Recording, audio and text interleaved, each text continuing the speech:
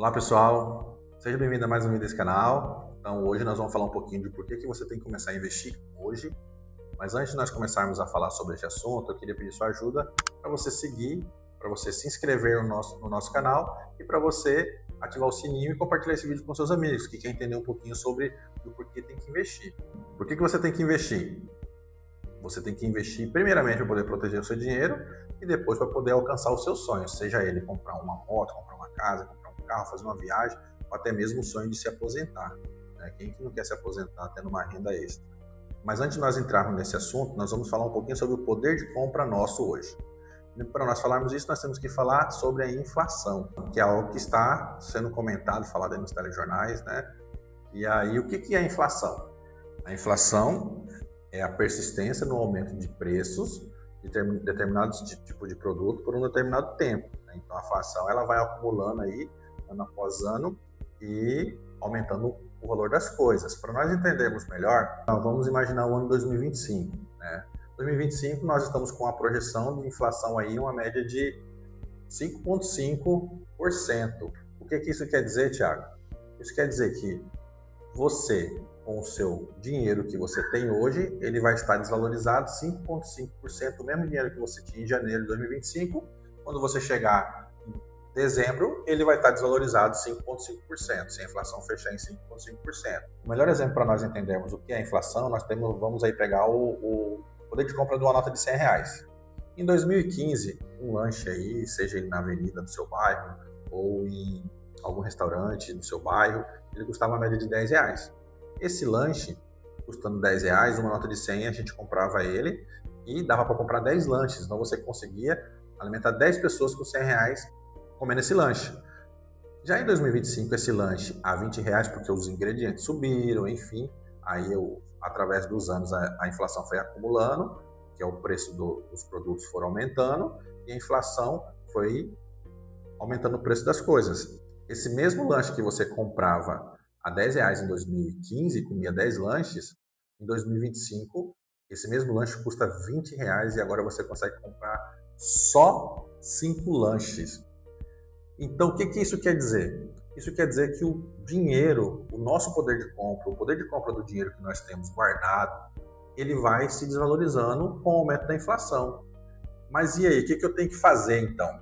Você precisa procurar uma forma de investir seu dinheiro para que ele, além de passar o valor da inflação, você consiga agregar e valorizar ele, ter um pouquinho de rendimento acima para que você consiga alcançar seus sonhos. E aí nós vamos entrar no ponto-chave agora desse vídeo, o poder do longo prazo. Vou deixar um versículo bíblico aqui para aqueles que são adeptos, que é cristão como eu. Para você que também que não é, te convido a ler o livro de Provérbios, que fala que se você está aqui nesse canal procurando para entender sobre investimento, te convido a ler todos os capítulos de Provérbios, que fala muito sobre como você administrar suas coisas, como você guardar seu dinheiro. Nós vamos pegar um exemplo aqui, como guardar o dinheiro. Thiago, mas eu não tenho condições de guardar muito dinheiro, o máximo que eu consigo é R$200, R$300 por mês, mas eu tenho um sonho de juntar 100 mil para mim poder comprar um carro bom, comprar uma casa, 200 mil para comprar uma casa, eu preciso juntar um dinheiro para me aposentar. Vamos entender aqui agora, Provérbios capítulo 13, versículo 11 diz: aquele que guarda pouco, que junta aos poucos, este prosperará. Então a gente tem que fazer as coisas aos poucos, o mandamento bíblico aí, escrito por Salomão. Vamos lá, para o nosso exemplo aqui. Vamos pegar que você tem aí condições de investir R$100 todo mês. E eu estou colocando aqui um rendimento anual, porque a Selic aí é 15%, então a taxa CDI, que é o Certificado de Depósito Interbancário, está pagando em média de 100% da Selic. Então aí vou colocar um rendimento anual, já com taxas de impostos aí, uma média de 12% ao ano. Então, para nós entendermos aí, se você conseguir investir R$100, investindo R$100, você está investindo menos do que o recolhimento de quem trabalha ganhando um salário mínimo no INSS, tá? Então, se você conseguir investir R$100, olha como que isso vai ficar ao longo dos tempos, ao longo do ano, ao longo de 1, 2, 3, 4, 5, a longo prazo, como que ficaria? R$100 aí no primeiro mês, uma taxa de rendimento de 12% ao ano, ele renderia R$1 no primeiro mês. Mas se você olhar no final do primeiro ano, você já teria, se você conseguir todo mês investir R$100, no final do primeiro ano aí dos 12 meses, você já estaria tendo R$ 1.268,25 com uma renda de R$ 12,68. Ah, mas isso é pouco. Mas vamos lá. Do lado direito aqui nós podemos ver aqui, segundo ano você estaria com 2.690 acumulado, no final do terceiro já 4.300, do quarto 6.000, do quinto ano 8.000. Olha, ao final do 12º ano você já teria 31.000 guardado, um rendimento mensal de média de R$ 319. O que significa isso?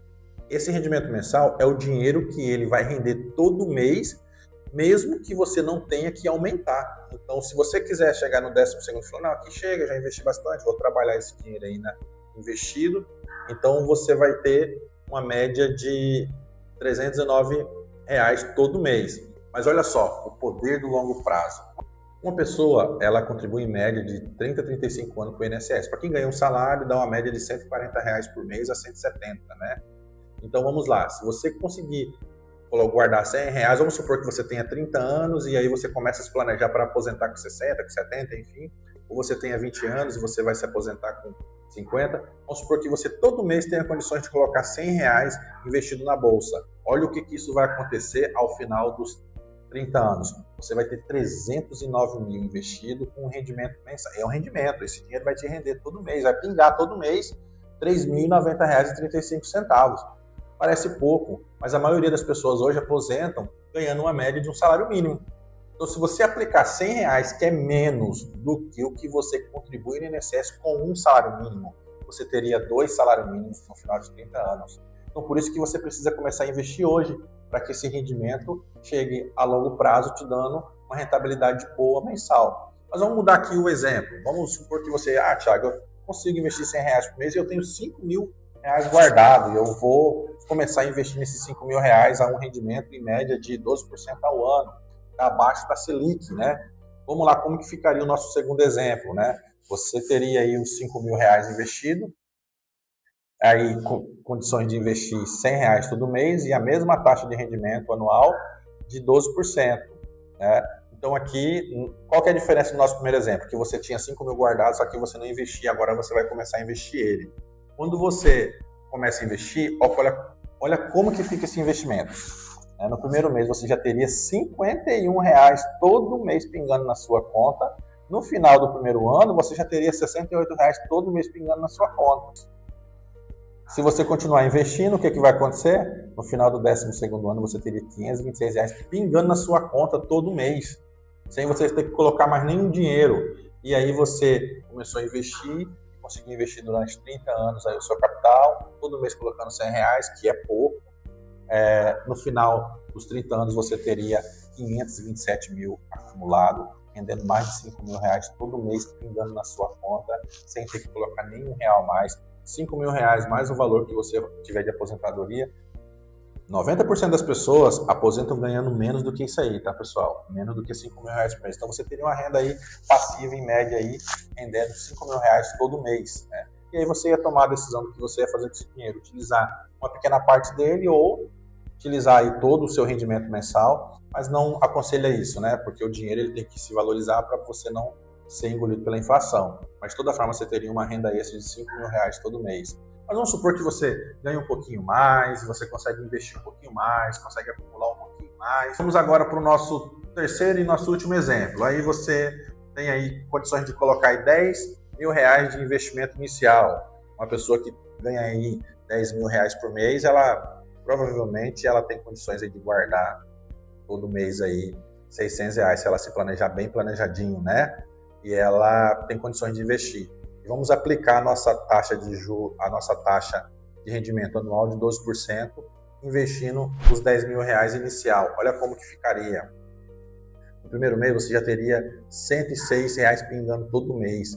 No final do 14º mês, você já teria mais de R$ 20.000, rendendo mais de R$ 200 todo mês. 1 ano e 2 meses isso, pessoal. Você já teria uma renda passiva aí, um rendimento anual de mais de R$ 200. No final do seu 12º ano, você já teria uma renda de R$ 2.329,28. Então, mas Thiago, então eu quero investir durante os 30 anos, colocar uma média de R$ 600, que é esse investimento inicial. No final de 30 anos, você teria mais de R$ 2.400.000 de capital investido.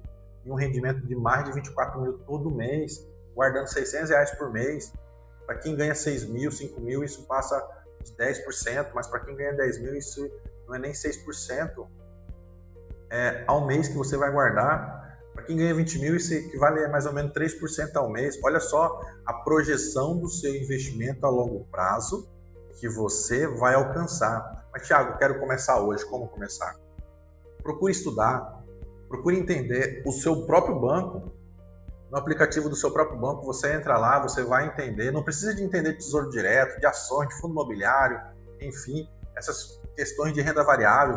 Vamos começar aí a entender um pouquinho o que é renda fixa, até para você guardar o dinheiro para uma emergência, se você quiser começar por uma renda fixa e pensar assim. Guarda lá R$ 100 em algum CDB a 100% do CDI de algum banco, né?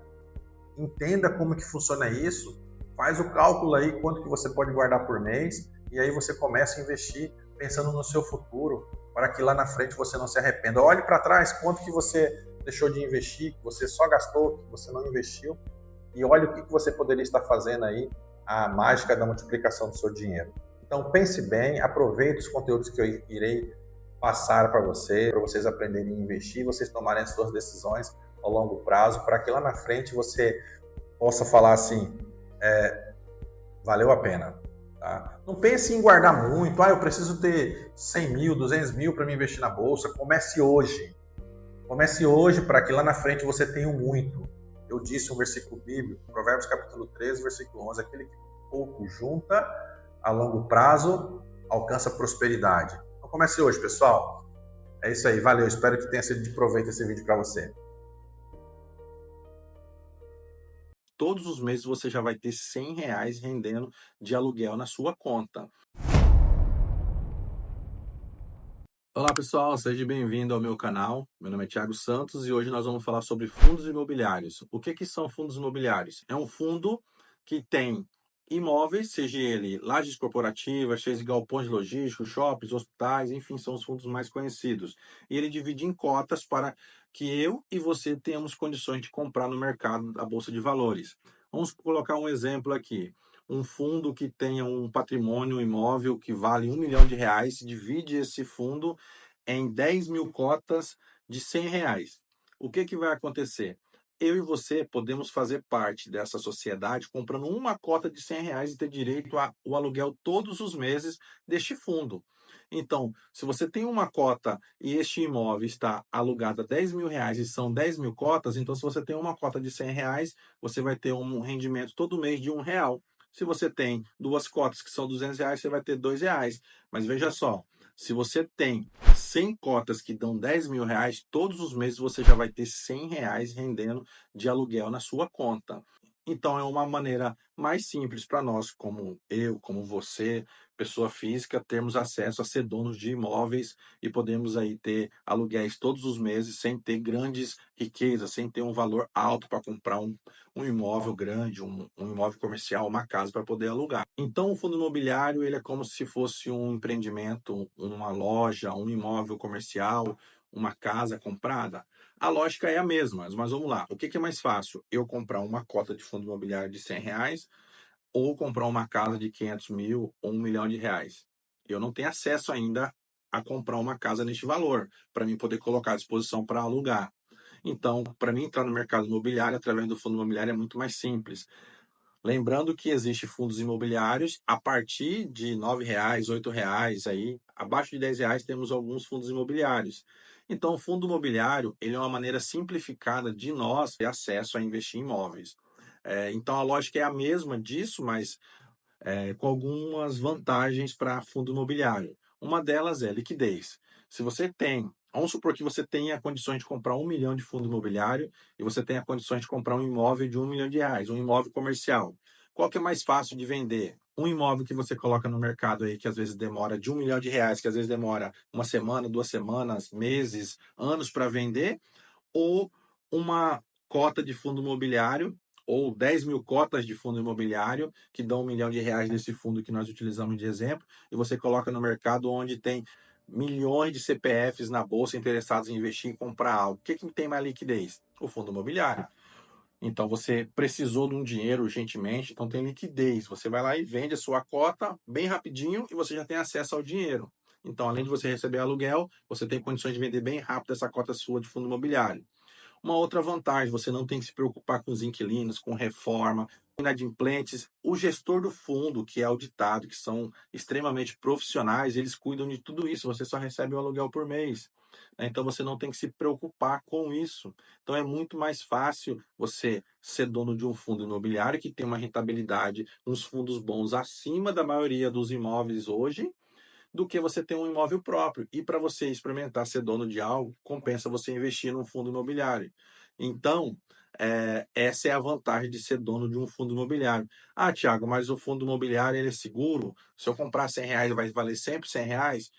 É renda variável. Então, toda renda variável pode oscilar. Então, por isso que já fala fundos imobiliários, ações, fundos, alguns fundos de investimentos em rendas variáveis. Então, é renda variável. Então, por isso que é muito bom sempre você mesclar sua carteira, ter um pouco de renda fixa e um pouco de renda variável. Então, você vai sempre aumentando o tamanho da sua carteira, o seu posicionamento na bolsa de valores, com renda fixa, renda variável. E também investimento internacional, investimento em dólar. Depois nós vamos falar um pouquinho sobre isso. Mas fundo imobiliário, para mim, é uma das melhores opções de ter rendimento todos os meses de investimento no mercado financeiro. Não coloque todo o seu dinheiro em fundo imobiliário, mas faça sim investimentos em fundo imobiliário. Mais para frente nós vamos comprar fundos imobiliários aqui na nossa carteira e vamos mostrar tudo aqui como que está sendo feito na nossa carteira pública que vocês estão acompanhando. Valeu, pessoal? Então, muito obrigado. Espero que esse vídeo tenha sido útil para vocês. Você já viu siglas como CDI e CDB e ficou meio perdido? Hoje eu vou te mostrar de forma simples o que significam cada sigla dessa e como proteger o seu dinheiro e qual a melhor forma de aplicar o seu dinheiro. Já deixa um like, se inscreva, compartilhe esse vídeo com aquela pessoa que ainda tem dinheiro na poupança para ela entender o que é CDI, o que é CDB, para ela também investir melhor o seu dinheiro.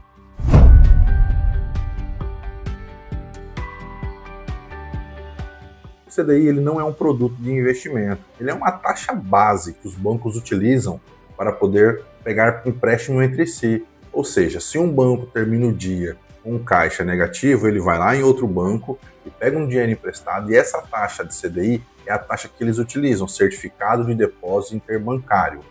E essa taxa, por que é importante falar sobre ela? Porque ela é a taxa base de referência de vários investimentos de renda fixa hoje no mercado. Então é muito importante, inclusive o CDB. Então ele não é exatamente um investimento, mas uma taxa base. E hoje está próximo da Selic. Então se a Selic hoje no final de mês de julho de 2025 está 15% ao ano, o CDI está ali próximo de 15%, 14,9%. Então vamos utilizar a taxa Selic hoje como base. Se você não sabe o que é Selic, aqui neste canal tem um vídeo também falando o que é Selic. Então, se você investe em um investimento que paga 100% do CDI, isso quer dizer que você está recebendo 15% ao ano na taxa de juro hoje. E o que é CDB? O CDB, Certificado de Depósito Bancário. É um instrumento onde o banco toma dinheiro emprestado de pessoas como eu, como você. É um produto onde nós podemos investir nosso dinheiro no banco e receber um juro por ele. Você já deve ter se deparado aí no seu cofrinho, no seu banco. Invista e receba 100% de CDI, 115% de CDI. Hoje, 115% do CDI, se a Selic está 15% ao ano, então 115% do CDI dá 17,25% ao ano. Pode ser, pessoal, que o banco possa te oferecer, porque a Selic está alta, o CDI também está alto, pode ser que ele te ofereça um produto pré-fixado, ou seja, ele vai te pagar fixo ali aquele valor até o final, onde vencer o prazo do seu investimento. Os CDBs pode ser CDBs ou pode ser outro tipo de investimento com renda fixa, né? Só que tem uma coisa, quando você for investir em um CDB, você precisa olhar o vencimento dele e a liquidez. Por que olhar o vencimento e a liquidez? Tem muitos investimentos, tem muitos bancos que só têm liquidez no final do vencimento do CDB. Alguns colocam com algum prazo. Então, é muito importante você olhar isso. Por exemplo, o banco oferece para você um CDB lá de 115% do CDI, 17,25%. Hoje nós estamos em julho de 2025, mas você só pode retirar esse dinheiro a partir de dezembro de 2025. Quando você for fazer um investimento, isso vai estar muito claro lá, escrito na hora que você for fazer liquidez a partir de dezembro de 2025. O legal, quando você for colocar uma reserva de emergência que você precisa daquele dinheiro num curto espaço de tempo, por exemplo, tem gente que coloca dinheiro na poupança para precisar em caso de emergência. Seja uma emergência para a área negativa, ou seja uma emergência de oportunidades. Então você, quando for fazer isso com o CDB, você vai olhar lá, liquidez diária, porque você pode utilizar o seu dinheiro naquele dia que você precisar dele. Então é muito importante olhar esses detalhes quando você for fazer o seu investimento em CDB. Você já sabe o que é CDI e você já sabe o que é CDB. Vamos olhar a diferença agora? Vamos lá. O CDI, o que ele é? Ele é uma taxa de referência. E o CDB, ele é um produto de investimento. Quem usa o CDI? Quem usa o CDI são os bancos, ou seja, eles são um certificado de depósito interbancário. E quem usa o CDB? Somos nós, os investidores. Ele rende o quê? O CDI ele não rende, ele é usado como base para outros rendimentos, para outros empréstimos, para taxas. E o CDB rende um percentual do CDI. Tem risco? O CDI não tem risco, porque ele não é um investimento, ele é uma taxa. O CDB, sim, depende do banco. E um outro detalhe, para ver o risco. Você precisa investir em um CDB que tenha garantia FGC. O que é garantia FGC? É um fundo garantidor de crédito que protege o seu dinheiro em até 250 mil na instituição por CPF. Ou seja, quando você for olhar, lá vai estar escrito um alertinha também. Fundo garantidor de crédito credenciado ao FGC. Aí sim, é legal você investir nesse CDB, tá? Além dos outros requisitos que eu já disse. E o CDI, ele não tem FGC porque ele não é um investimento. Então, ele só é uma base para você ter um rendimento nos seus investimentos. Como escolher um bom CDB? Primeira coisa, olhar o banco que você está investindo. Tem vários aí no mercado. Você pode escolher aí entre os mais conhecidos, os bancos principais aí, que hoje estão pagando uma boa rentabilidade. Aí. Por que é importante você olhar a rentabilidade? Pessoal, o Tesouro Selic é um dos investimentos mais seguros que existe no Brasil. Por que é um dos investimentos mais seguros? Porque você empresta o dinheiro para o governo. Então, o governo, se por acaso acontecer de uma economia aí ruim, o governo é o último a quebrar em um país. Então, vai quebrar os bancos, vai quebrar as empresas. E o Tesouro Selic está pagando aquilo que a Selic rende. A Selic hoje está 15% ao ano. Então, não tem justificativa de você fazer um outro investimento que pague menos que a Selic. Tem um vídeo aqui nesse canal aqui falando o que é Tesouro Selic, o que é Tesouro IPCA+, o que é Tesouro Direto. Se você consegue emprestar o seu dinheiro para o governo a 15% ao ano, por que você iria investir seu dinheiro em um CDB que está pagando menos hoje? Sendo que ambos têm imposto de renda, ambos, se você retirar com menos de 30 dias, tem um IOF aí regressivo, então não tem por que você procurar uma rentabilidade menos do que 15% ao ano no dia de hoje, tá, pessoal? E outro ponto importante, a liquidez diária. Se você precisa do dinheiro, liquidez diária. Se você não precisa, procura uma rentabilidade um pouquinho maior. E o terceiro ponto, a garantia FGC, que eu já disse aqui. Procure um CDB que tenha garantia FGC, como eu já disse. Eu comparei ao Tesouro Selic. Se você tem um investimento que paga 15% ao ano, pago a Selic, que é o governo, que é garantido pelo governo, por que investir seu dinheiro em algo que tem rentabilidade menor e tem garantia menor? Agora que você já sabe o que é CDI e o que é CDB, comenta aqui embaixo. Você já investe em algum CDB? Dá uma dica aí pra galera que acompanha esse canal também. E não deixe esse conhecimento parado, compartilhe com a galera que está começando. Parece que é um assunto muito conhecido aí de todos, investir no mercado financeiro, mas poucas pessoas no Brasil, menos de 5% ainda da população brasileira, investem seu dinheiro no mercado financeiro. Ainda existe muito dinheiro parado na poupança. Compartilhe esse vídeo com aquele seu amigo que tem dinheiro na poupança, que tem dinheiro guardado, que ele não investe para poder alcançar rentabilidade no seu dinheiro. Compartilhe, me ajude a crescer esse canal e fazer esse conhecimento chegar a mais pessoas. Espero que esse vídeo tenha sido útil e tirado as suas dúvidas. Me segue lá no Instagram também, Thiago_Santos_MT. Valeu e até o próximo vídeo. Você já viu siglas como CDI e CDB e ficou meio perdido? Hoje eu vou te mostrar de forma simples o que significam cada sigla dessa e como proteger o seu dinheiro e qual a melhor forma de aplicar o seu dinheiro. Já deixa um like, se inscreva, compartilhe esse vídeo com aquela pessoa que ainda tem dinheiro na poupança para ela entender o que é CDI, o que é CDB, para ela também investir melhor o seu dinheiro.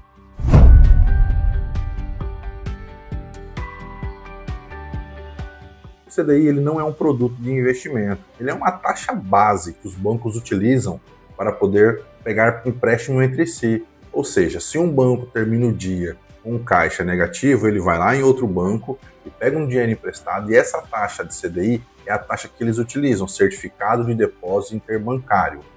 E essa taxa, por que é importante falar sobre ela? Porque ela é a taxa base de referência de vários investimentos de renda fixa hoje no mercado. Então é muito importante, inclusive o CDB. Então ele não é exatamente um investimento, mas uma taxa base. E hoje está próximo da Selic. Então se a Selic hoje no final de mês de julho de 2025 está 15% ao ano, o CDI está ali próximo de 15%, 14,9%. Então vamos utilizar a taxa Selic hoje como base. Se você não sabe o que é Selic, aqui neste canal tem um vídeo também falando o que é Selic. Então, se você investe em um investimento que paga 100% do CDI, isso quer dizer que você está recebendo 15% ao ano na taxa de juro hoje. E o que é CDB? O CDB, Certificado de Depósito Bancário. É um instrumento onde o banco toma dinheiro emprestado de pessoas como eu, como você. É um produto onde nós podemos investir nosso dinheiro no banco e receber um juro por ele. Você já deve ter se deparado aí no seu cofrinho, no seu banco. Invista e receba 100% de CDI, 115% de CDI. Hoje, 115% do CDI, se a Selic está 15% ao ano, então 115% do CDI dá 17,25% ao ano. Pode ser, pessoal, que o banco possa te oferecer, porque a Selic está alta, o CDI também está alto, pode ser que ele te ofereça um produto pré-fixado, ou seja, ele vai te pagar fixo ali aquele valor até o final, onde vencer o prazo do seu investimento. Os CDBs pode ser CDBs ou pode ser outro tipo de investimento com renda fixa, né? Só que tem uma coisa, quando você for investir em um CDB, você precisa olhar o vencimento dele e a liquidez. Por que olhar o vencimento e a liquidez? Tem muitos investimentos, tem muitos bancos que só têm liquidez no final do vencimento do CDB. Alguns colocam com algum prazo. Então, é muito importante você olhar isso. Por exemplo, o banco oferece para você um CDB lá de 115% do CDI, 17,25%. Hoje nós estamos em julho de 2025, mas você só pode retirar esse dinheiro a partir de dezembro de 2025. Quando você for fazer um investimento, isso vai estar muito claro lá, escrito na hora que você for fazer liquidez a partir de dezembro de 2025. O legal, quando você for colocar uma reserva de emergência que você precisa daquele dinheiro num curto espaço de tempo, por exemplo, tem gente que coloca dinheiro na poupança para precisar em caso de emergência. Seja uma emergência para a área negativa, ou seja uma emergência de oportunidades. Então você, quando for fazer isso com o CDB, você vai olhar lá, liquidez diária, porque você pode utilizar o seu dinheiro naquele dia que você precisar dele. Então é muito importante olhar esses detalhes quando você for fazer o seu investimento em CDB. Você já sabe o que é CDI e você já sabe o que é CDB. Vamos olhar a diferença agora?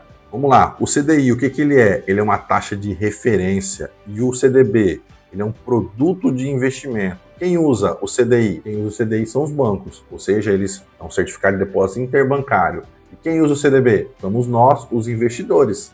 Ele rende o quê? O CDI ele não rende, ele é usado como base para outros rendimentos, para outros empréstimos, para taxas. E o CDB rende um percentual do CDI. Tem risco? O CDI não tem risco, porque ele não é um investimento, ele é uma taxa. O CDB, sim, depende do banco. E um outro detalhe, para ver o risco. Você precisa investir em um CDB que tenha garantia FGC. O que é garantia FGC? É um fundo garantidor de crédito que protege o seu dinheiro em até 250 mil na instituição por CPF. Ou seja, quando você for olhar, lá vai estar escrito um alertinha também. Fundo garantidor de crédito credenciado ao FGC. Aí sim, é legal você investir nesse CDB, tá? Além dos outros requisitos que eu já disse. E o CDI ele não tem FGC porque ele não é um investimento, então ele só é uma base para você ter um rendimento nos seus investimentos. Como escolher um bom CDB? Primeira coisa, olhar o banco que você está investindo. Tem vários aí no mercado, você pode escolher aí entre os mais conhecidos, os bancos principais aí que hoje estão pagando uma boa rentabilidade. Aí. Por que é importante você olhar a rentabilidade? Pessoal, o Tesouro Selic é um dos investimentos mais seguros que existe no Brasil. Por que é um dos investimentos mais seguros? Porque você empresta o dinheiro para o governo. Então, o governo, se por acaso acontecer uma economia aí ruim, o governo é o último a quebrar em um país. Então vai quebrar os bancos, vai quebrar as empresas. E o Tesouro Selic está pagando aquilo que a Selic rende. A Selic hoje está 15% ao ano. Então não tem justificativa de você fazer um outro investimento que pague menos que a Selic. Tem um vídeo aqui nesse canal aqui falando o que é Tesouro Selic, o que é Tesouro IPCA+, o que é Tesouro Direto. Se você consegue emprestar o seu dinheiro para o governo a 15% ao ano, por que você iria investir seu dinheiro em um CDB que está pagando menos hoje? Sendo que ambos têm imposto de renda, ambos, se você retirar com menos de 30 dias, tem um IOF aí regressivo, então não tem por que você procurar uma rentabilidade menos do que 15% ao ano no dia de hoje, tá, pessoal? E outro ponto importante, a liquidez diária. Se você precisa do dinheiro, liquidez diária. Se você não precisa, procura uma rentabilidade um pouquinho maior. E o terceiro ponto, a garantia FGC, que eu já disse aqui. Procure um CDB que tenha garantia FGC, como eu já disse. Eu comparei ao Tesouro Selic. Se você tem um investimento que paga 15% ao ano, e paga a Selic, que é o governo, que é garantido pelo governo, por que investir seu dinheiro em algo que tem rentabilidade menor e tem garantia menor? Agora que você já sabe o que é CDI e o que é CDB, comenta aqui embaixo. Você já investe em algum CDB? Dá uma dica aí para a galera que acompanha esse canal também. E não deixe esse conhecimento parado, compartilhe com a galera que está começando. Parece que é um assunto muito conhecido aí de todos, investir no mercado financeiro, mas poucas pessoas no Brasil, menos de 5% ainda da população brasileira, investem seu dinheiro no mercado financeiro. Ainda existe muito dinheiro parado na poupança. Compartilhe esse vídeo com aquele seu amigo que tem dinheiro na poupança, que tem dinheiro guardado, que ele não investe para poder alcançar rentabilidade no seu dinheiro. Compartilhe, me ajude a crescer esse canal e fazer esse conhecimento chegar a mais pessoas. Espero que esse vídeo tenha sido útil e tirado as suas dúvidas. Me segue lá no Instagram também, Thiago_Santos_MT. Valeu e até o próximo vídeo. Eu tenho dúvida em qual ação investir no setor elétrico. Fique até o final desse vídeo que eu vou tirar as principais dúvidas que você pode ter referente ao setor elétrico e as principais ações para você tomar uma boa decisão. Hoje nós vamos tirar dúvida de algumas empresas do setor elétrico e as principais dúvidas que nós possamos ter na hora de comprar essa ação. Mas antes disso, se inscreva no meu canal, ative o sininho, compartilhe esse vídeo, curta também para que você me ajude a crescer e mais pessoas possam ter acesso a esse tipo de conteúdo. Tiago, quero comprar ação do setor elétrico. Qual ação eu quero comprar? Vamos lá tirar a dúvida aí das principais ações. Aqui eu separei algumas aí, a Taesa, a Equatorial Energia, a Energisa, a CPFL Energia e a CEMIG.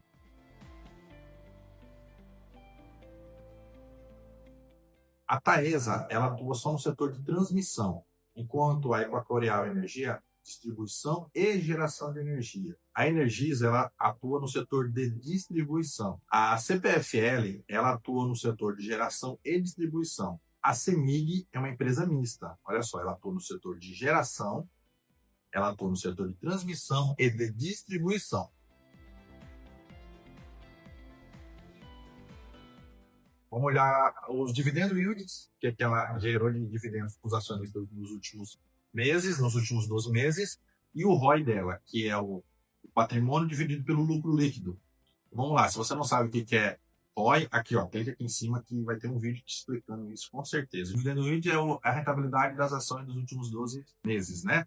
Olha só, nesse gráfico aqui a gente pode ver que a Taesa, ela se destaca como a maior pagadora de dividendos. Mas será que ela é a melhor opção para nós comprarmos por ser a maior pagadora de dividendos?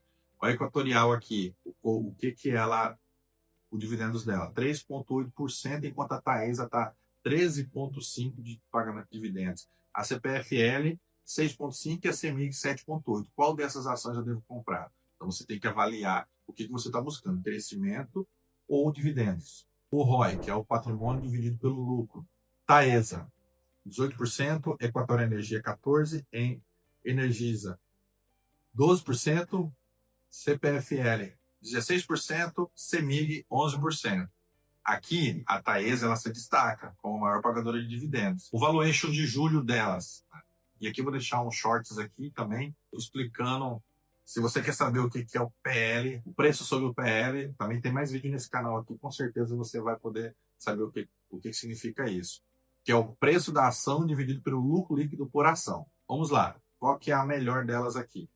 A CEMIG, ela parece aqui ser a mais barata, né? Que é o preço dividido pelo lucro líquido da ação. Só que, será que a CEMIG é a melhor opção? Então, vamos lá. Temos aqui Taesa com 7,8, Equatorial Energia com 12, Energisa com 10, CPFL com 9 e a CEMIG com 5,7. Então, o que nós vamos analisar? Uma empresa que tem o PL baixo ou uma empresa que tem dividendos? Vamos olhar aqui agora o perfil de risco versus estabilidade. O que cada uma tem de perfil de risco político? Vamos lá. A Taesa, ela tem um risco baixo. Estabilidade altíssima. Por quê? Ela é excelente para a renda passiva. A Equatorial, ela tem um risco médio para baixo. Ela é boa, mas em vários ciclos de expansão. E ela tem um crescimento orgânico. A Energisa é médio, boa com diversificação e tem uma expansão com aquisições. A CPFL, ela tem um risco político baixo, estável, com bom histórico, e ela é controlada pela State Grid. A CEMIG, claro, por que tem um risco político alto? Porque se trata de uma empresa do governo, né? Então, ela tem uma estabilidade de receita mediana, mas ela, como é uma estatal, ela já teve dividendos irregulares no passado. Então, é uma outra avaliação que a gente precisa fazer quando for comprar esta ação. Então, vamos lá. Concluindo, qual que é seu foco para poder comprar esta ação no setor elétrico? Se você tiver foco em dividendos estáveis, com certeza a CPFL é uma boa opção. Não estou recomendando, mas é uma boa opção, e a Taesa também. Se você está buscando crescimento, Equatorial e Energisa pode ser uma boa opção. E se você está buscando uma aposta com valorização, a CEMIG pode ser uma boa opção. Então faça a sua análise e tome a melhor opção que couber dentro da sua estratégia de crescimento, da sua estratégia de investimento do seu dinheiro. Então é isso aí, pessoal. Se você gostou desse conteúdo, são bons conteúdos didáticos que nós estamos trazendo aqui no canal para que você tome a melhor decisão na hora de fazer a compra da sua ação. Me siga, se inscreva, compartilha. Tem meu Instagram aqui embaixo também. Valeu, até o próximo vídeo. Olá, pessoal. Será que o Banco do Brasil vai quebrar? Fique até o final desse vídeo e nós vamos entender o que está acontecendo realmente com o Banco do Brasil e se isso já aconteceu no passado. Pessoal, seja bem-vindo ao meu canal. Antes de nós entrarmos no tema desse vídeo, já queria pedir para você se inscrever, ativar o sininho, compartilhar esse vídeo com seus amigos e curtir esse vídeo também para me ajudar a fazer esse canal crescer cada vez mais e pessoas possam ter acesso a conteúdos tanto para iniciantes como para pessoas que já investem no mercado. Vamos lá, será que o Banco do Brasil vai quebrar? Algumas pessoas têm especulado por que o Banco do Brasil tem caído essas ações aí mais de 20% aí durante o mês de julho. Chegou a patamares aí como R$19 e alguma coisinha. E isso tem causado preocupações no mercado, com algumas pessoas que estão começando agora. Como esse canal a gente começou agora também, compramos ações do Banco do Brasil, também nessa carteira. Nós vamos falar um pouquinho hoje sobre a história do Banco do Brasil e o porquê que ele está passando por isso agora. E no final a gente vai ter um entendimento aí se a gente continua ou não comprando. Nossa, né? Estou fazendo uma análise para minha carteira. Não, isso não é uma recomendação de investimento. Então vamos lá. O Banco do Brasil, primeiramente, ele foi criado em 1808. Olha só a idade que tem o Banco do Brasil. Ainda pelo Império. E ele passou por algumas crises de lá para cá. Em 1937, as centralizações e as decisões do governo Vargas fez com que o Banco do Brasil aumentasse sua exposição em risco e também passasse por uma crise semelhante a essa que nós estamos passando agora. Ou seja, as pessoas estão especulando que pode ser por interferência do governo, mas já aconteceu isso lá no passado.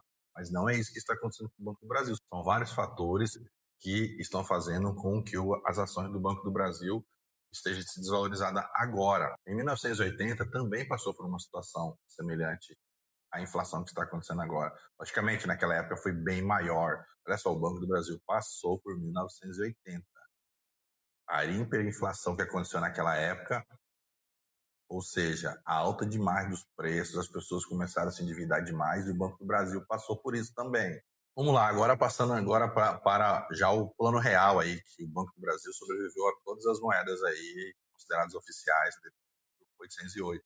Em 1994, com a reestruturação do crédito agrícola, semelhante ao que está acontecendo agora também, com o aumento do endividamento, o Banco do Brasil quase chegou a quebrar, mas aí veio o governo com o Tesouro Nacional e socorreu. Por quê? Tinham muito créditos subsidiados agrícolas. E isso fez com que o Brasil, com a inadimplência que aconteceu, também tivesse um prejuízo muito grande. E aí veio o governo com o Tesouro Nacional e socorreu o banco, demitiu alguns empregados, enfim, e reestruturou o banco novamente. Em 1994 para 1995, a criação do Plano Real. Então, mais uma crise que o banco passou. E aí, pessoal, veio o ano de 2006, onde o Banco do Brasil abriu capital na bolsa e aí nós começamos a ter acesso público, como eu, como você, a comprar as ações BBAS3. E aí veio a crise de 2008, financeira internacional, e o Banco do Brasil foi muito resiliente com isso e passou por essa crise também. No ano de 2008, que chegou agora o ano de 2025. As ações caíram, está todo mundo desesperado. Eu tenho na minha carteira também ações do Banco do Brasil. E aí a gente vai fazer alguma análise do que está acontecendo em 2025. Vamos lá. São alguns fatores aí bem simples. Eu já falei quando eu compro a ação do Banco do Brasil, o que está acontecendo realmente em 2025, mas vamos falar um pouquinho melhor agora sobre isso, principalmente sobre o crédito agrícola e sobre o agronegócio e o seu endividamento. Então a gente vai falar agora sobre 2025. 2025, o que está acontecendo com o Banco do Brasil? O agronegócio vai quebrar o banco? A exposição do Banco do Brasil em dívidas no agronegócio vai fazer com que quebre o banco? O agronegócio, ele é o motor da economia brasileira. São mais de 25% do PIB do Brasil é do agronegócio. E o que está acontecendo com o agronegócio 2025 no Brasil? Principalmente na região centro-oeste, onde eu moro. Eu sou do Mato Grosso. E aqui a exposição é maior ainda, se você analisar, porque nós temos 2 safras na região centro-oeste, e são safras grandes. Antes era uma safra e uma safrinha. E agora é uma exposição gigantesca, porque a safrinha também se tornou uma segunda safra gigante. Em algumas regiões do estado e de outros estados aqui na região centro-oeste, acontece a terceira safra. E olha só o que aconteceu. Fator 1, com o agro. A queda no preço da soja e do milho. Queda principalmente de preço internacional.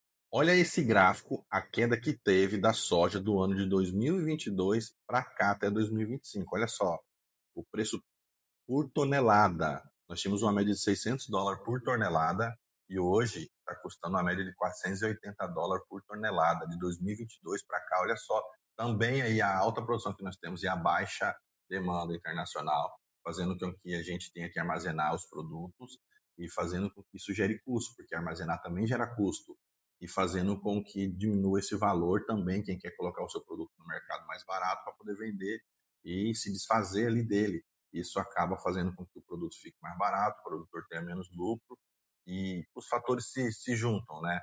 Aí vai a baixa do preço internacional, mais tem que vender mais barato ainda para poder ter que se desfazer do produto. Então isso está fazendo com que o agronegócio tenha menos lucro nesses últimos anos. E também a alta do custo de produção. Todos sabem que de onde que vem os nossos fertilizantes aí, a maioria vem do Oriente, onde está acontecendo as guerras, fazendo com que o preço de produtos derivados de petróleo, principalmente, vai às alturas, porque o preço é internacional.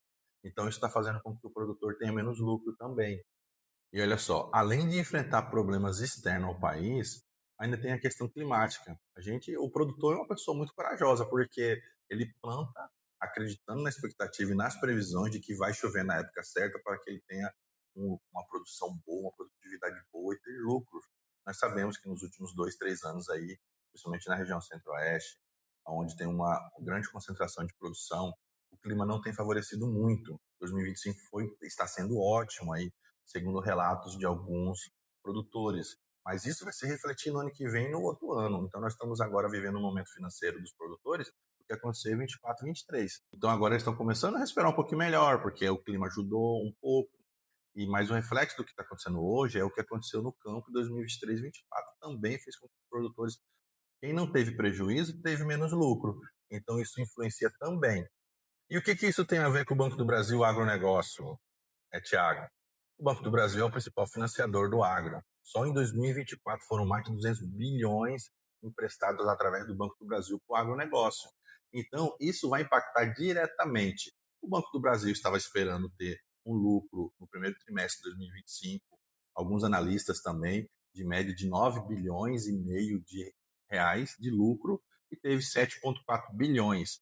E isso foi influenciado principalmente porque o Banco do Brasil é o principal financiador do agronegócio no Brasil. Isso fez com que o banco tivesse menos lucro e automaticamente acontecesse esses relatórios financeiros e esse medo e essa oscilação no mercado que está acontecendo agora. Olha só para vocês verem o lucro do Banco do Brasil em 2022 e como ele está hoje. Então isso influenciou muito no resultado financeiro de 2025. Isso tem causado temor no mercado. Então por isso as ações têm caído bastante. E outro fator também é a Selic, pessoal. A Selic é 15%, olha só o que está acontecendo. Selic é 15% e emprestar 30%, a margem de lucro do banco ela acaba diminuindo, porque emprestou pré-fixado e agora está tendo que captar recurso para poder suprir os cofres a 15%, com a Selic a 15%, isso acaba também diminuindo o resultado financeiro do banco. Um outro fator também. Então, nós temos aí dois fatores importantíssimos que estão fazendo com que o Banco do Brasil aí tenha esse lucro abaixo do esperado aí no primeiro trimestre. Então, pessoal, são alguns fatores, entre outros, que estão fazendo com que as ações estejam tão desvalorizadas, mas o que a gente precisa entender? Isso é um risco sistêmico ou uma oportunidade? Eu, Tiago, não estou recomendando. Vejo, para mim, como uma oportunidade de comprar ações do Banco do Brasil, tendo em vista que ela já passou por tantas crises aí no passado e hoje estão tendo novas oportunidades aí, crises aí que as ações podem cair até mais um pouco, e aí vai ser uma oportunidade financeira para mim comprar mais um pouquinho de ações, inclusive do Banco do Brasil. Agora você tem que fazer a sua avaliação, pegar esse histórico, ver se essa tomada de decisão é isso mesmo que você quer fazer e entender o risco de comprar ou não a ação do Banco do Brasil neste momento. Mas essa avaliação é sua. Mas o que nós tiramos disso? 2025 mostra que o agronegócio não está imune a crises. Nada está imune a crises, né? Então agora está passando por uma crise o agro, na frente pode ser um outro setor, mas a gente tem que sempre acreditar que será melhor lá na frente. E quando se trata de investimento financeiro, fazer análises. Tome a sua decisão, faça a análise criteriosa de onde você vai colocar o seu dinheiro e tome a sua própria decisão. Valeu, pessoal. Espero que tenha ajudado bastante a você entender o que está acontecendo com o Banco do Brasil e ter entendido algumas crises que o banco já passou aí no seu passado. Espero que vocês tenham gostado. Se você gostou desse conteúdo, curta, compartilhe com seus amigos e até a próxima, pessoal. Valeu!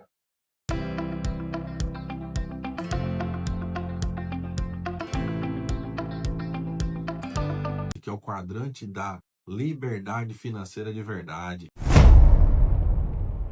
Olá pessoal, sejam mais uma vez bem-vindos ao meu canal. Vamos falar hoje sobre as 4 formas básicas de ganhar dinheiro. Nós vamos retirar esse ensinamento do livro Pai Rico e Pai Pobre, de Robert Kiyosaki. Nós vamos falar sobre os 4 quadrantes, que é uma das lições mais poderosas de Kiyosaki sobre o dinheiro. Se você quer saber um pouquinho mais, me ajude a compartilhar esse vídeo para chegar a mais pessoas que querem um pouquinho mais de conhecimento sobre o dinheiro. Se inscreva se você não é inscrito, curta e ative o sininho para você receber notificações. Vamos lá. A gente precisa entender o que são os 4 quadrantes de Kiyosaki. Kiyosaki ele separou as 4 formas básicas de renda em 4 quadrantes. Então, nós temos o empregado, nós temos o autônomo, nós temos o dono de negócio e nós temos o investidor. E ele traz algumas lições nesse livro sobre como migrar dos quadrantes de empregados e autônomos para os quadrantes de dono de negócio e investidor. E nós vamos ver agora o que significa cada quadrante desse. Vamos lá. Primeiro quadrante é o quadrante do E, é o quadrante do empregado. O empregado é aquele que troca o seu tempo por dinheiro, né? E ele precisa de um empregador para poder contratá-lo. Essa é uma das formas mais comuns de rentabilizar alguém, é sendo um empregado. Mas também é muito limitante sobre a questão de liberdade financeira. Será que você está nesse quadrante? O segundo quadrante representado no livro por Kiyosaki é o quadrante A, que representa os autônomos e os profissionais liberais. Eu incluo aqui também nesse quadrante os pequenos empresários. O que significa? Aqui, se você parar de trabalhar, o dinheiro também para de entrar, sendo você autônomo, ou um profissional liberal, ou um pequeno empresário. Esse negócio ele não se sustenta se você não estiver presente. Então, o quadrante A também está do lado esquerdo. E agora nós vamos falar sobre o terceiro quadrante relatado no livro por Robert Kiyosaki, o quadrante D. E aqui estão os donos de negócios, né? Aqui é onde você começa a caminhar da parte de trabalhar por dinheiro para o dinheiro trabalhar por você. O que os donos de negócios fazem? Eles constroem grandes sistemas que trabalham por si só. Eles contratam empregados que produzem para que o dinheiro comece a entrar na sua conta. Ou seja, ele começa a partir para o caminho da independência financeira. Tem que se preocupar com a empresa? Sim. Mas aqui ele não é mais a pessoa que precisa estar lá presente o tempo todo prestando serviço. Ele é o dono do negócio. Ele recebe por uma empresa que ele construiu. Será que você está nesse quadrante? E agora nós vamos para o quarto quadrante, que é o quadrante da liberdade financeira de verdade, que é o quadrante do I, que é o quadrante dos investidores. Aqui você troca dinheiro por tempo. Aqui é onde você começa a colocar o dinheiro para trabalhar por você. Aqui é onde acontece a verdadeira liberdade financeira.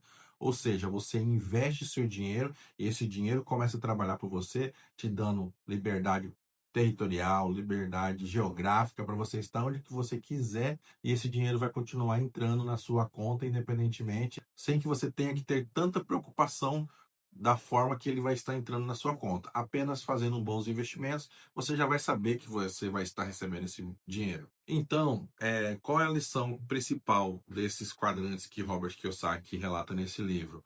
Que nós venhamos procurar meios para poder migrar dos quadrantes tanto de autônomos e profissionais liberais e empregados para os quadrantes de donos de negócio e investidores, para que nós possamos alcançar realmente a nossa liberdade financeira. E eu recomendo esse livro, o livro Pai Rico, Pai Pobre, traz muitos ensinamentos de como conseguir construir isso na sua vida. E então, pessoal, em qual quadrante você está? Gostou desse conteúdo? É mais um alerta. Quando você lê o Pai Rico e Pai Pobre, você traz mais um alerta para a sua vida, o que você está fazendo da sua vida e o que você está procurando fazer para poder sair dos quadrantes de empregado e de autônomo para os quadrantes de dono de negócio e de investidores. O que você tem feito para poder fazer essa migração?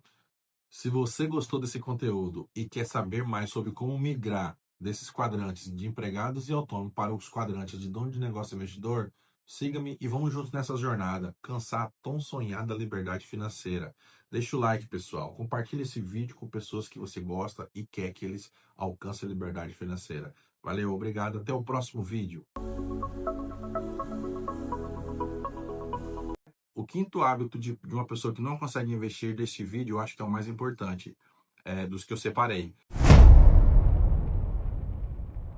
Olá pessoal, tudo bom? Seja mais uma vez bem-vindo ao meu canal. Você quer começar a investir, mas não consegue juntar, não consegue fazer sobrar? Este vídeo é para você. Se inscreva, curta, compartilhe esse vídeo com quem também quer aprender e começar a investir, nos acompanhar em nossos vídeos. Vamos lá, primeiro hábito de quem não consegue investir. Esse é clássico, né? Gastar tudo o que ganha. Pessoal, quando você receber algum dinheiro, tire nem que seja uma parte mínima que seja para poder investir, porque senão você nunca vai começar a investir, porque o dinheiro ele não sobra se você não fizer ele sobrar.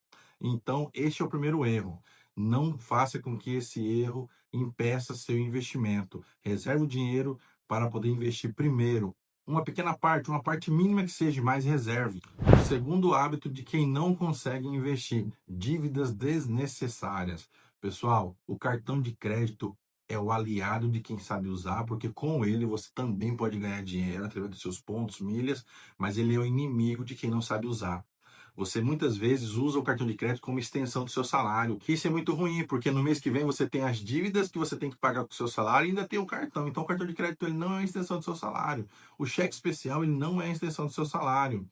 Parcelamento não pode ser uma extensão do seu salário. Então evite parcelamento, evite comprar no cartão, evite os juros do cheque especial, porque isso vai te atrapalhar muito. Isso é só taxas e mais taxas na sua vida. Então não faça compras desnecessárias. Compre aquilo que é útil para você viver. E quando for comprar alguma coisa supérflua, avalie se realmente precisa daquilo. Terceiro hábito de quem não consegue investir: falta de controle financeiro. Pessoal, se você não sabe quanto que você ganha com seus rendimentos, com a sua renda, com as entradas que você tem, porque tem pessoas que não têm só um salário. Ela faz bico, ela faz uma renda extra. Se você não sabe o quanto que você ganha e o quanto que você gasta, se você não tem planilhado isso, se você não tem algum tipo de controle disso, de o quanto que você gasta, também é um hábito ruim que não vai deixar você investir. Você tem que controlar, você tem que saber o que que você ganha, o que você gasta e encontrar sempre ficar num ponto positivo. Sempre gastar menos do que ganha, nem que seja o mínimo dos mínimos, porque senão você também não vai conseguir investir. Comece hoje, então, se você não tem controle daquilo que você ganha e daquilo que você gasta. Quarto hábito ruim de quem não consegue investir: pensa em ficar rico rápido. Eu converso muito com as pessoas na rua sobre investimento, no serviço, na padaria, aonde eu passo e as pessoas perguntam qual que é a fórmula para poder viver de renda. é não tentar ficar rico rápido. Quando eu falo que você tem que tirar um tempo, porque, pessoal, o tempo ele vai passar. Você investindo, ele não investindo. Então, quando eu falo que você tem que tirar um tempo durante 10 anos e investir num determinado valor para poder ter aquele rendimento mensal, você tem que ter paciência. Não existe mágica para isso. Você tentar ficar rico rápido apostando, jogos online, enfim, aquilo que você busca como riqueza rápida não vai funcionar. Esse é um péssimo hábito de quem não consegue investir. Ele tenta aproveitar oportunidades que vão dar dinheiro para ele muito rápido. Vai chegar um momento que você vai conseguir ganhar dinheiro mais rápido quando você já tiver habilidades com seus investimentos lá na frente, você tiver algum dinheiro já investido num fundo de emergência, que você vai poder ter ele ali para uma boa oportunidade de negócio, mas no começo não adianta você querer ter pouco dinheiro e querer ganhar dinheiro rápido com isso. Primeiro invista, para depois você olhar as oportunidades que tem com aquela reserva que você investiu. Quinto hábito de uma pessoa que não consegue investir deste vídeo, eu acho que é o mais importante, dos que eu separei. Sempre adiar para depois. Ah, depois eu começo. Lá na frente eu vou juntar um dinheiro para mim poder investir. Pessoal, comece hoje, com pouco. Comece com R$ 10, comece com R$ 100, comece com R$ 1.000, comece com R$ 500.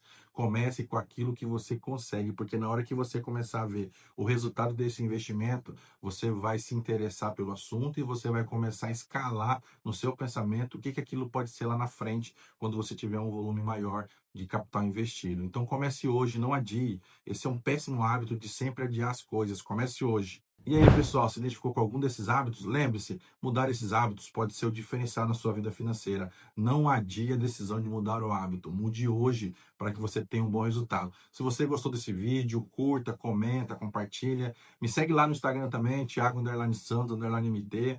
Dá aquela moral para mim. E se você também ainda não começou a investir e quer me acompanhar numa carteira pública que eu comecei a investir do zero este mês, tá aqui em cima, dá uma olhadinha e nos acompanhe. Lá eu dou algumas dicas de ações que eu estou comprando, de um fundo imobiliário que eu comprei. Enfim, me siga nessa jornada e vamos mudar essa vida financeira juntos. Muito obrigado.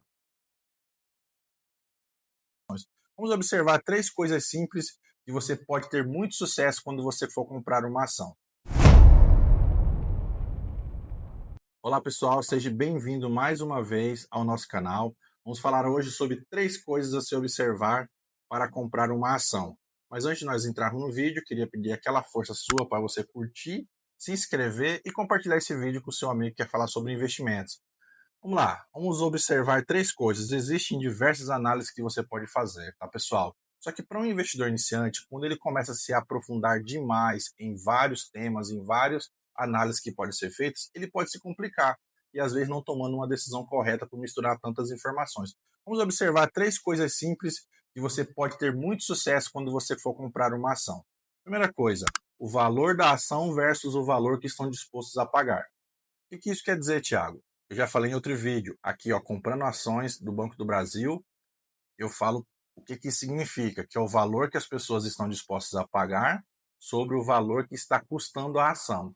Então, logicamente que é uma das coisas que nós vamos observar, porque quando você compra uma ação, você quer que ela se valorize. Então, se ela está um valor abaixo do que as pessoas estão dispostas a pagar, gera uma expectativa de valorização. Já é um primeiro acerto que você pode fazer.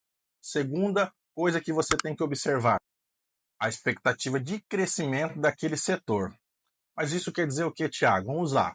O Brasil é um país muito quente. A maioria das regiões hoje do nosso país é um calor acima da média. Então, vou investir aí, eu quero comprar uma ação de energia renovável.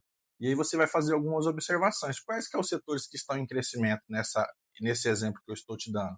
Você vai comprar uma empresa que atua no setor eólico ou uma empresa que atua no setor solar? Então, são coisas a se observar. Qual que tem mais expectativa de crescimento no nosso país? A energia solar. Então, na hora que você for tomar essa decisão, são algumas coisas que você tem que observar sobre aquele determinado setor que você vai investir a sua ação. Setor financeiro. Quais os bancos que existe uma expectativa de crescimento em seus negócios? Então, são coisas que nós temos que observar se dentro daquele setor, se a empresa que nós estamos querendo comprar, se ela tem uma expectativa de crescimento de negócio. Terceira coisa que você tem que observar, e isso, na minha opinião, para quem pensa a longo prazo, é uma coisa muito importante. Não é a mais importante, é uma coisa muito importante. São várias coisas importantes quando você vai comprar uma ação. Se ela paga dividendos. O que é dividendos, Thiago? é o lucro que a empresa divide sobre seus acionistas. Então, quando você for comprar uma ação, vamos supor que você já analisou uma ação, que ela está bem mais barata do que o valor patrimonial e que está bem mais barata do que estão dispostos a pagar. Vamos supor que você já analisou também o setor que ela está, se existe uma expectativa de crescimento, mas essa ação não paga dividendos e vamos supor que essas duas coisas elas não acontecem que você analisou primeiro. Você vai ter um dinheiro ali que está parado, não é que você estará perdendo dinheiro, porque você só perde quando você vende. Mas vamos supor, você que está começando agora, quando você compra uma ação que ela não cresce e ela não paga dividendos, você começa a se frustrar dentro de si. Ah, minha ação não cresce, minha ação não paga dividendos. Então, analisar também se ela é uma pagadora de dividendos, ela não precisa ser uma boa pagadora de dividendos se as outras duas coisas estão boas, mas ela precisa pagar dividendos. Se ela for uma boa pagadora de dividendos, melhor ainda. Então, a gente precisa também analisar essas coisas quando nós formos comprar uma ação. Quais as ações dentro daquele setor que você está querendo investir que está pagando dividendos? Então, vamos lá, resumindo. Se o valor que ela está hoje, ela está mais barato do que realmente vale, se há uma expectativa de crescimento desta empresa dentro do setor que ela atua, e terceiro, se ela paga dividendos. Se você observar essas três coisas quando você for comprar a sua primeira ação, muito provavelmente que você não irá se frustrar daqui a um tempo. Então essa é uma dica aí valiosa para quem está começando agora. E se você quer receber mais dicas sobre investimentos, sobre como começar, por onde começar, e onde comprar, o que vender, aquilo que nós estamos fazendo dentro da nossa carteira também, que eu já disse que nós estamos com uma carteira pública. Siga o nosso canal, se inscreva. Se você quer continuar aprendendo sobre onde investir para investidores iniciantes, principalmente, aqui o nosso canal é focado mais no nosso público que está começando, por isso eu comecei uma carteira de investimento do zero, para nós acompanharmos juntos. Se inscreva nesse canal, curta e dá aquela moral pra gente. Valeu? Obrigado e até o próximo vídeo. Espero que esse vídeo tenha sido útil para vocês.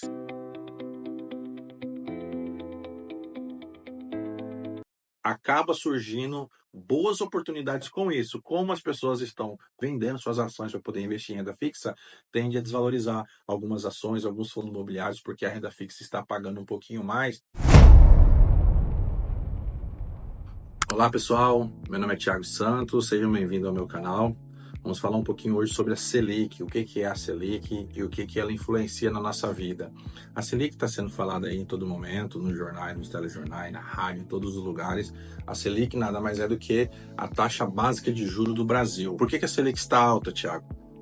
A Selic é um mecanismo utilizado pelo Banco Central para poder controlar a inflação. Quando os preços dos alimentos, dos produtos, enfim, começam a subir demais, então a Selic ela aumenta para reduzir o crédito e assim reduzindo o consumo, fazendo com que os produtos voltem a cair o preço. Mas nós sabemos que o preço dos produtos não estão aumentando só por causa da alta do consumo, mas também diversos fatores externos e internos dentro do país, tanto as guerras lá fora, como outras medidas tributárias dentro do país também influenciam no preço dos produtos. Isso faz com que a inflação suba. Então a Selic ela é utilizada um mecanismo para poder fazer com que essa inflação baixe. E o que isso tem a ver? Como eu já disse, para nós pegarmos crédito emprestado no banco, a taxa de juros ela é baseada em cima da Selic. E para nós emprestarmos para o banco também. Então as coisas acabam ficando mais difíceis de comprar, taxa de juros mais alta, prazos mais longos para poder comprar as coisas. E nos investimentos, o que ela influencia? Nós vamos falar hoje sobre alguns investimentos que são baseados na Selic. Junto com a Selic, nós temos o certificado de depósito interbancário, que ele basicamente anda junto com a Selic. O certificado de depósito interbancário é uma taxa referencial que os bancos utilizam entre eles, para que quando eles não conseguem fechar o caixa no dia, eles pegam dinheiro emprestado entre eles e eles utilizam essa taxa do CDI. E o CDI ele anda basicamente pareado com a Selic, né? Se a Selic hoje está 15%, o CDI deve estar um pouquinho menos ali, 14,9%. Não tem muita diferença. Então, a nossa referência hoje aqui vai ser a Selic. Quais os investimentos que nós temos? Nós temos o Tesouro Selic, para nós começarmos, que é um tesouro nacional com base na Selic. Tem liquidez diária e ele rende de acordo com a Selic. Se a Selic aumenta, ele aumenta a rentabilidade. Se a Selic diminui, ele diminui a rentabilidade. E ele tem liquidez diária, como eu já disse.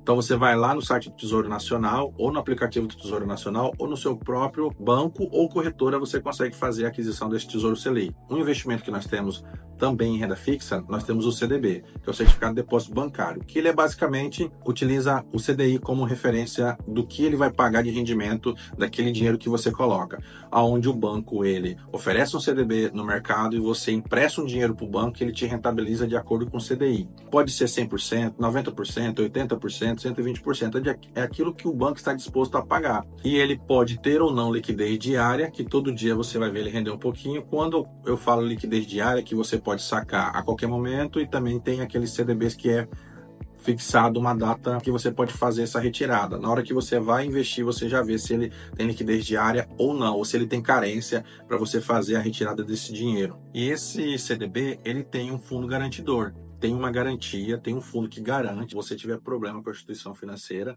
de até 250 mil por instituição. Nós temos a LCI e a LCA. A LCI é a letra de crédito do imobiliário e a LCA é a letra de crédito do agronegócio. Tem alguns benefícios para quem compra algum título de LCI ou LCA. A LCI, que é a letra de crédito imobiliário, é para os bancos investirem em imóveis, em quem está investindo no mercado imobiliário. A letra de crédito do agronegócio é para quem está, para o banco investir no agronegócio. Então ele capta dinheiro e esse dinheiro que você empresta ele é exclusivamente para investir, se for o LCI em mercado imobiliário, se for o LCA em mercado do agronegócio. E esse dinheiro deve ser investido nesse determinado produto. Então nós temos alguns produtos aí baseados na Selic juntamente com a CDI, que ele é muito bom neste momento. Nós estamos vivendo altas taxas de juros dentro do país. E o que acontece? As pessoas estão tirando seu dinheiro da renda variável, do mercado de fundos imobiliários, do mercado de ações, enfim, colocando em rendas fixas. Acaba surgindo boas oportunidades com isso. Como as pessoas estão comprando menos ações, às vezes estão liquidando, vendendo suas ações para poder investir em renda fixa, tende a desvalorizar algumas ações, alguns fundos imobiliários, porque a renda fixa está pagando um pouquinho mais e surgem boas oportunidades de negócio para nós comprarmos ações. Então, é muito bom termos uma carteira mesclada. Nem sempre só investindo em renda fixa, a minha carteira mesmo particular, ela tem uma parte em renda fixa e uma parte em renda variável, porque eu vejo boas oportunidades de negócios agora na renda fixa, mas também vejo boas oportunidades de negócio na renda variável. Então, acompanhe o nosso canal aí, que nos próximos vídeos eu vou estar falando mais sobre fundos imobiliários, vou estar falando sobre ações, eu vou estar comprando fundos imobiliários, vou estar comprando ações dentro da minha carteira pública também aí, que eu já fiz uma primeira compra essa semana e toda semana ou a cada 15 dias irei fazer uma aquisição. Então acompanhe o nosso canal, que nós vamos falar muito sobre mercado financeiro, sobre educação financeira, sobre renda variável, sobre renda fixa, para que esse conhecimento seja difundido e seja levado de graça aí a todos que conseguirem me acompanhar nas redes sociais e conseguirem me acompanhar no YouTube aí dentro do nosso canal. Valeu, pessoal. Espero que esse vídeo tenha sido de boa utilidade para vocês.